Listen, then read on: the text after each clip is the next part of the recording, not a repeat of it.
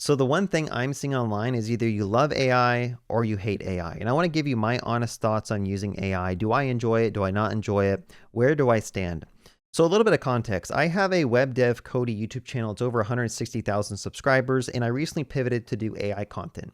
In doing so, I have gotten a lot of angry comments, people who basically just started unsubscribing from my channel because it was a pretty big pivot from what content I used to do. So I made this new channel, Agentic Jumpstart, so that I can kind of talk about AI freely and hopefully grow a new community of people who want to learn about AI and want to actually use it.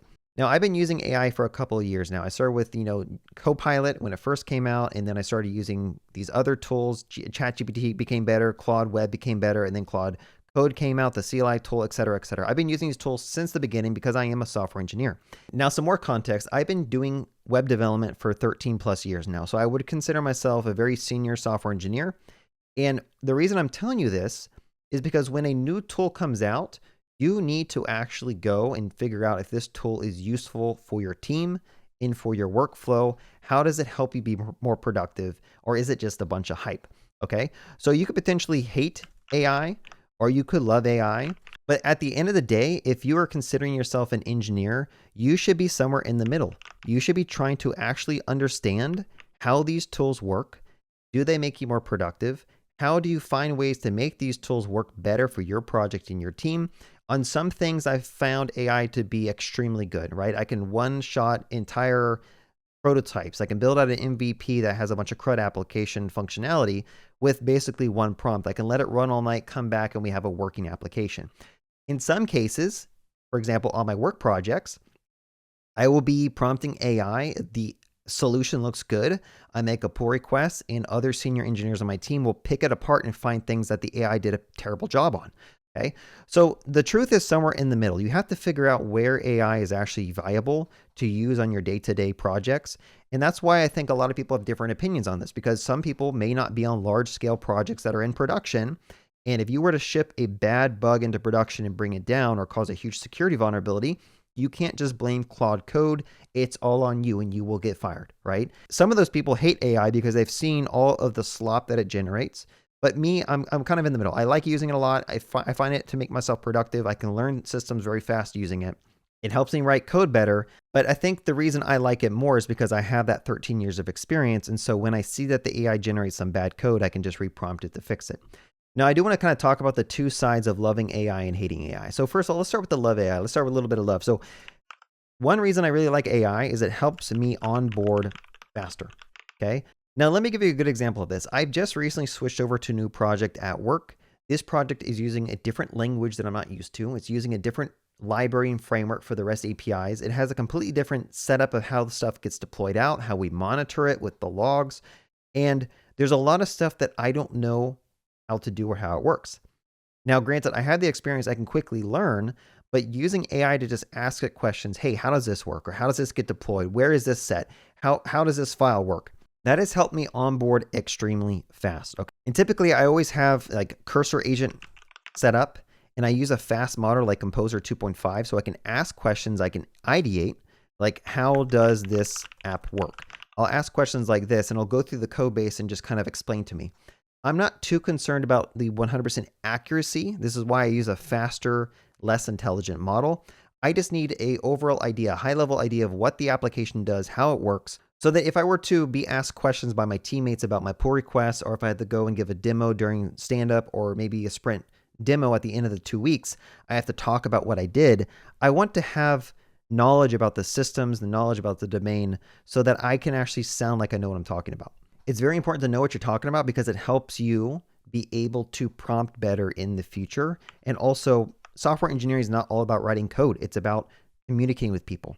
So using AI to help you understand the terminology that you hear every day at work just makes you a much better engineer. Now, the second reason I love AI is just writing code is trivial now, okay? If you have the right guardrails in place, and if you have the right agent MD files to explain how your code should look, and you have unit tests, and you have linters, and you have all this other stuff that's wrapping your code, I have found that you can actually get really good output from AI, okay? You can also have AI review that code that another model outputted. So for example, I'll write code in Opus, I'll have it be reviewed by GPT 5.5, Maybe I'll use Composer to go and ask questions about it, right? I do a multimodal approach to writing AI, and I'm able to make the code a much higher standard than what a lot of people online are probably getting, because I know what to prompt and what to ask for, and I actually have my own set of skills I use. When I implement a new feature, the skills will go through and make sure it understands what it's adding in. It goes and does a security audit, it does a performance audit, it does all these audits.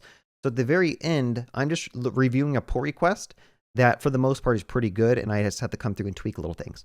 Okay, so again, writing code is now trivial. I can write a script in like 5 seconds. I can just have an idea and just have it be spun up. Okay, another good example is automating the boring tasks. Now, when you're doing software engineering, typically you have to make pull requests. You have to add descriptions to those pull requests. You have to think about commits and how to describe what you change in that commit message. All this stuff, in my opinion, is just boring, tedious work. Using AI, it can do all this stuff for you. You can say, hey, take this branch, make a pull request for me. You can then in Claude Code make a loop and say, hey, every hour check if there's any comments on that pull request and just automatically resolve them and fix them for me. You can achieve a lot more using these AI agents. You can do a bunch more concurrent work. And this is one reason I really like AI, because even on side projects, I can have many different side projects being worked out on the same time. And I kind of just act as the operator and I tell it what to do. Okay, so I could probably keep going down this list, but I don't want this video to go too long. Let's go back to the other spectrum of why people might hate AI, right? The first one is that often it's a suboptimal solution. Okay, now what do I mean by that? So a good example at work is I have been, grabbing stories from the backlog and working on them. And I'll do the story, I'll pass it in the AI, have it try to implement a solution. I'll read through to try to understand this new set of languages and libraries. But I'm working with other senior engineers who have about 10 years of experience or more on the project. And so even though the AI looks like it's generating a good solution, I'll make the pull request and I'll get back a bunch of comments from these people who have much more domain level experience and understand how all the systems kind of hook together, that often I'm noticing that AI just keeps on giving me suboptimal solutions.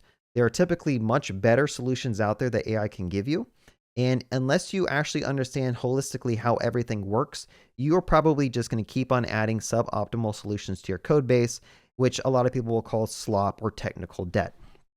Okay. And often it's going to take months for you to understand the domain of the business or the project before you can actually start prompting these things properly to get past that slop. Okay. Secondly is the hidden costs. Okay. We will often go to Claude Code and prompt it and let it run for an hour. We come back and we're on subscriptions right now, but at some point I think these subscriptions are going to go away and every prompt is going to cost $20, $30. This is a hidden cost because often we don't understand how much money we're spending on using tokens. And also these tools like Opus 4.8, even though it's a great model, it misses stuff. There are edge cases that it doesn't think about when you prompt it. You may give it a long prompt, you may do a plan mode, you may throw in some additional context, and it's going to sit there and build it all out. You come back and you test it and you realize that it missed the error state when you try to delete an object to show a delete modal, right? You may notice that in a certain scenario, when a user is not logged in, it doesn't show the proper placeholder text. So I've noticed this all the time where AI seems like a great tool. It seems like it's going to actually do what it says it's going to do. I'll say hidden costs and feature gaps. Okay. And it doesn't do everything, right? It's very, very optimistic about what it's doing, and it kind of reinforces and says, hey, I've implemented everything perfectly. And you come back and you test it and it just doesn't work. Okay. So there are hidden costs in terms of bugs, feature gaps that AI just doesn't do, and you have to keep on reprompting it. And then also token cost. Like when Fable 5 came out, I think I got my bill up to like $600 within a short little session just by keep on reprompting it to add features and do refactoring. And at the end of the day, I think these costs are going to kind of prohibit us from using AI, and we have to find a good way to optimize the way we're using AI so we don't just ring up a huge bill. Okay. But luckily we're still on subscription. So although my API usage was like $600, I only had to, it's $100 a month of my subscription. So it's all kind of subsidized. And then another reason, it just takes the joy out of coding. So a lot of us used to really enjoy coding, right? Using your IDE and learning your shortcuts and becoming good at your keyboard and typing fast. That was actually something that was enjoyable.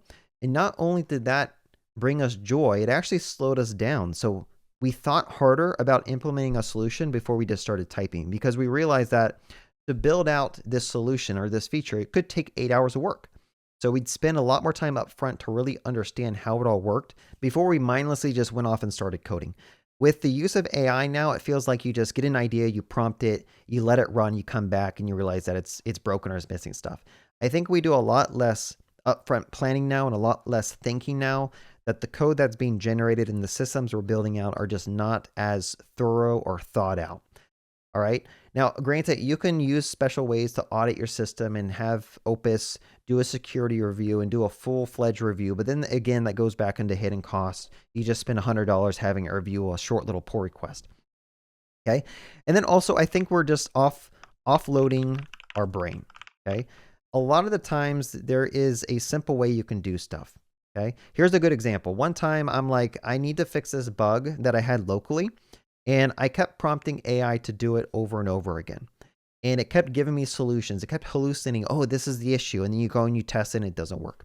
It turns out that after like 20 minutes of prompting AI over and over again, I just needed to go and make sure that my browser cache toggle was enabled. So like, for example, when you're using an application, you can disable the cache here. For some reason, I didn't have it selected. Okay. So I just spent 20, 30 minutes trying to ask AI to fix it for me, and honestly, the solution was like, if you were a good engineer, you would have had that thing already checked, right?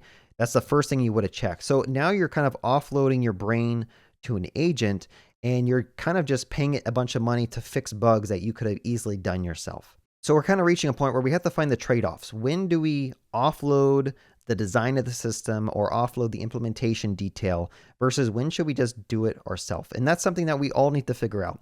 Anyway, that's my overview. There's probably a lot more stuff I could have talked about. I just wanted to give you my honest opinion on, I'm somewhere in the middle. And if you are a good engineer, you should also be in the middle as well. If you ever pick a side about loving AI or hating AI, I think you're doing yourself a disservice. As an engineer, your job is to go and explore new tools and figure out how they help you move faster, write more secure code, or how they maybe don't.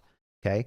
So that's what I'm doing right now with my YouTube channel. I'm exploring AI. How does it make me a better coder? And I'm sharing the things I learn along the way with you all. And that's something else you should probably be doing as well. So if you're just instantly writing off AI because you just don't like the idea of it doing the work for you, I don't think you're probably at that senior engineer level, because again, you should be weighing the benefits, the cost analysis, and try to figure out if this is something you should embrace on your team or not. All right, that's all I wanted to talk about. Have a good day and happy prompting.